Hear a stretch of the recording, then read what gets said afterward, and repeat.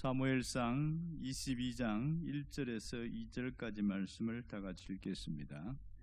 그러므로 다윗이 그곳을 떠나 아둘람 굴로 도망하매 그의 형제와 아버지의 온 집이 듣고 그리로 내려가서 그에게 이르렀고 환난 당한 모든 자와 빚진 모든 자와 마음이 원통한 자가 다 그에게로 모였고 그는 그들의 우두머리가 되었는데 그와 함께 한 자가 400명 가량이었더라. 아멘. 하나님의 사람인 다윗은 사실 파란만장한 생애를 살아왔습니다. 그는 골리앗을 물리친 이후에 승승장구해야 되는데 그만 왕의 시기와 미움을 받아서 그 젊은 청춘을 그 속에서 다 보내고 맙니다. 그는 마치 광야의 땅하새처럼 황량한 곳의 부엉이처럼 밤새도록 앉아 떨고 있는 지붕 위의 참새처럼 고독하고 처절한 그런 나날을 보냈습니다. 그의 젊은 시절은 생존을 위한 몸부림이었죠. 결국은 이스라엘에서 살 수가 없어서 블레셋에 넘어가서 아기스 왕에게 자기 생명을 좀 빌붙으려고 했는데 신하들이 과거의 이 다윗의 모습을 아는 거예요. 골리앗을 죽인 것을 알고 우리가 함께 할 수 있느냐? 그래서 죽을 뻔하다가 미친 척하다 다시 그래서 결국은 거기서 가까스로 살아나는데 그 다음 간 곳이 어디냐면 아둘람 굴입니다. 이 아둘람 굴이 어디냐면 바로 유대 광야에 있는 바이산입니다. 워낙 지세가 험해서 눈앞에 있는 나무들이 있으니까 굴이 있는지 없는지 잘 몰라요. 놀랍게도 아둘람 굴에 들어가면 한참 들어가면 거기가 한 몇백 명이 모일 수 있는 그런 큰 광장 같은 게 나오고 놀라운 것은 하늘이 뚫려 있다는 겁니다. 그리고 그 굴이 두 개로 갈라져 있어서 서로 누가 거기 온다고 하더라도 다른 데로 피신하면 잡을 수가 없는 그런 천혜의 요소입니다. 이 아둘람 굴에 앉아 있을 때에 이 다윗의 모습을 한번 생각해 보세요. 가장 큰 것은 외로움과 고통입니다. 사람들에게 버림받은 아픔이 있었고 이 아둘람 굴에 갔을 때에 아내 미갈을 잃어버렸습니다. 또 모든 사람들이 부러워했던 직업도 잃어버렸고 충성된 신하들과 친구도 잃어버렸습니다. 골리앗을 무찌른 자긍심도 잃어버렸고 결국 그곳은 혼자 남은 고독만 있었습니다. 어디를 둘러봐도 자신을 도와줄 사람이 단 한 명도 없었습니다. 결국은 여기서 좌절감이 엄습하면서 그 고통의 세월을 보내고 있고 이대로 끝나는구나 그렇게 생각해 들었습니다. 그런데 놀라운 것은 하나님이 이 다윗의 모습을 보시고 도울 자를 보내셨다는 사실입니다. 하나님이 이 아둘람 굴에 있는 다윗을 어떻게 아시고 사람들을 보내는데 기가 막히게 무려 한 400명이 하나씩 둘씩 찾아옵니다. 누가 찾아왔냐면 가장 가까이 가족들, 형제들이 찾아옵니다. 이들은 다윗에게 굉장한 위로를 주는 자였습니다. 자기의 아픔과 힘든 것을 내놓을 수가 없는데 이 형제들, 옛날에 자기를 외면하고 그렇게 했던 형제들이 이제는 위로자가 되어진 거지요. 두 번째 온 사람들은 희망이 없는 사람들이었습니다. 이들이 다윗을 도우는 자들이었고 결국 다윗 왕국을 세우는 자였지만 눈앞의 현실을 보면 전혀 가망성이 없는 자들이었어요. 환난 당하는 자가 왔고 빚진 자가 왔고 마음이 원통하는 자, 이런 세상에 버림받은 자들이 왔다는 겁니다. 이들에게 무슨 희망이 있겠어요? 이들을 대고 무슨 역사가 일어나겠냐고요. 그러나 하나님은 이들을 통해서 큰 일을 행하셨습니다.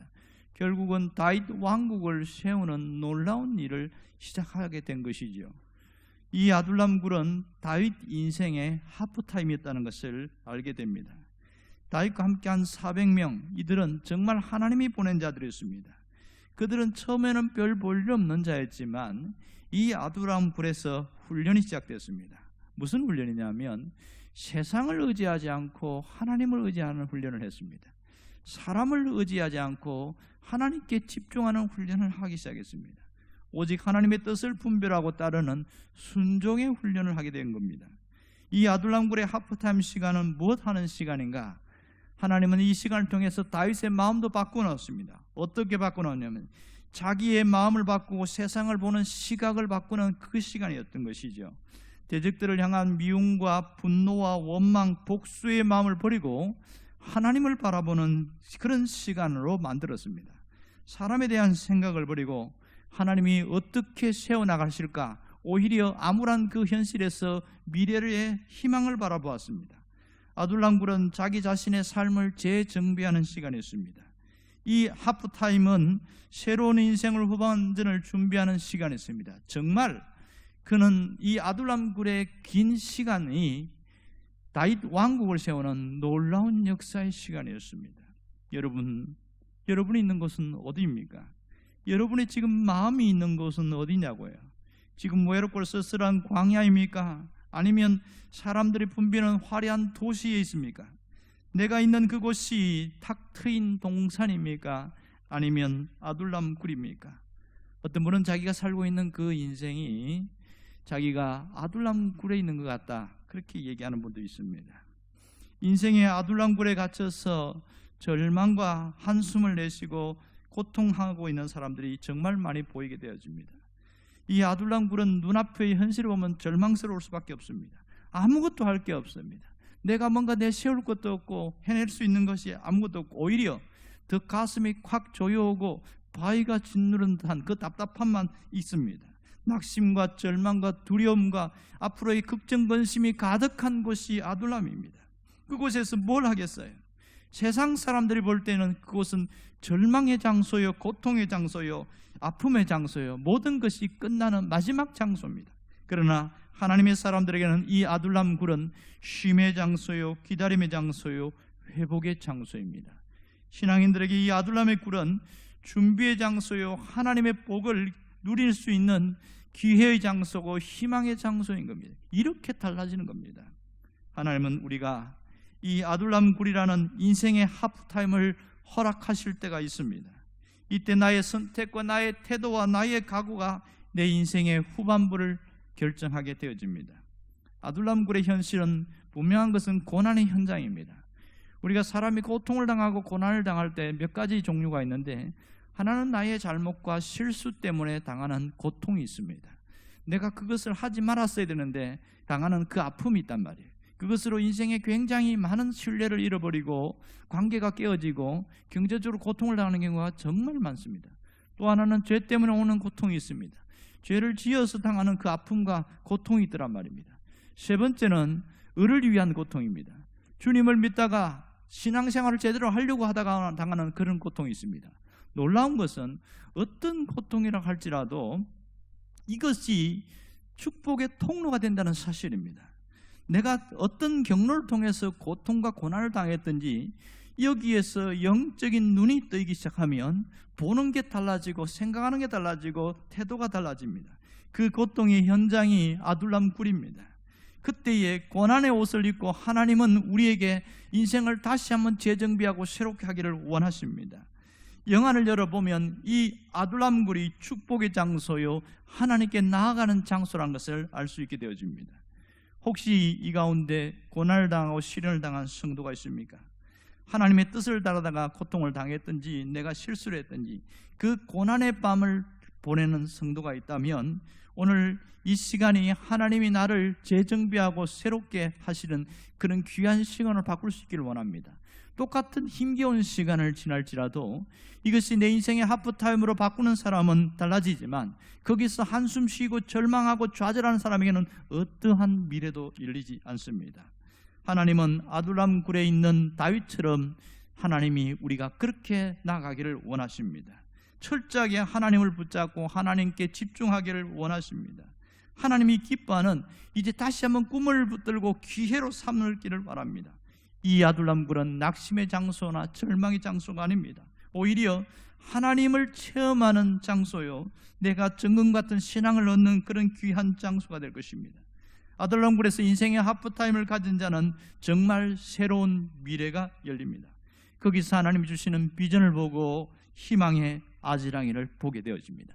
고통 가운데 희망의 아지랑이가 나타나 있다는 것을 알게 되어집니다. 그렇다면 우리가 지금 뭘 해야 되는지를 잘 생각해야 됩니다. 어떤 이런 일이 있었습니다. 집안 살림을 꾸리기 위해서 구두를 닦는 한 소년이 있었습니다. 아버지는 빚 때문에 감옥에 들어가 있고 자기가 구두를 닦으면서 생계를 유지해 나갑니다. 그런데 태도가 달라요. 다른 구두 닦는 소년과 다르게 구두통을 메고 아침에 일찍 일어나서 밤 늦게까지 사람들의 구두를 닦고 돌아오는데, 이 소년에게는 얼굴이 생글생글하고 자기가 좋아하는 노래를 부릅니다. 그래서 어떤 사람이 물었어요. 아니, 구두 닦는 일이 뭐가 좋겠다고 이것 때문에 그렇게 웃고 그러냐, 뭐가 좋다고 그렇게 노래를 부르냐, 되게 의아했던 거죠. 그랬더니 이 소년이 뭐라고 그러냐면, 저는 지금 구두를 닦고 있는 것이 아니라 희망을 닦고 있기 때문입니다. 정말 이 소년은 달라지기 시작했습니다. 여러분, 어렵고 힘든 상황 속에서 희망의 주님을 볼 수 있으면 우리의 삶은 완전히 새롭게 탄생하게 됩니다. 눈앞에 있는 절망을 바라보지 말고 하나님의 역사를 바라볼 수 있기를 바랍니다. 고통의 현장에서 내 시선을 하나님께 고정하시기를 바랍니다. 거기서 하나님께 부르짖고 하나님이 나를 어떻게 이끌실지, 내가 뭘 해야 되는지 다시 한번 질문하면서 마음속에 방향을 세우기를 원합니다. 정말 저는 이번 한 주간을 아둘람 굴레에 있는 이 다윗처럼 이 인생의 하프타임, 내 목회 후반부의 하프타임으로 잡고, 하나님, 내가 뭘 해야 됩니까? 내가 어떻게 해야 됩니까? 기도하면서 끊임없이 질문을 했습니다. 그랬더니 하나님이 제게 마음에 노크를 하셔서 내가 해야 될 일을 알려주셨어요. 그래서 물었어요. 이것만 하면 됩니까? 이것만 하면 된다. 그래서 저는 그것을 붙들고 이 하반기를 달려갈 생각입니다. 여러분, 각자 하나님에게 주시는 메시지가 있을 겁니다. 기도하면서 그것을 찾으셔야 됩니다. 찾았다면 그것을 놓고 계속 기도하면서 나아가야 됩니다. 그러면 놀라운 일들이 일어납니다. 우리에게 외로움이 함께하는 자로 바뀌게 될 것이고, 절망과 고통이 희망의 노래를 부르는 자로 완전히 바뀌게 될 것입니다. 여러분이 그 인생의 주인공이 되기를 주의 이름으로 축원합니다. 기도하겠습니다. 우리 안에 역사하시는 하나님이 오늘 사랑하는 성도들에게도 동일하게 역사하시기를 원합니다. 영안을 열어보면 다윗의 아둘람 굴은 다윗 인생의 하프타임이었다는 것을 깨닫고 그는 그때에 준비를 했습니다. 우리가 당하는 이 고통과 고난의 현장이 다윗의 아둘람 굴처럼 이 아픔의 장소이지만 이곳이 내 인생의 하프타임인 것을 기억하고 다시 한번 주를 바라보게 하시고 희망을 바라보게 하시고 하나님의 역사를 바라보게 하옵소서. 예수님의 이름으로 기도합니다. 아멘.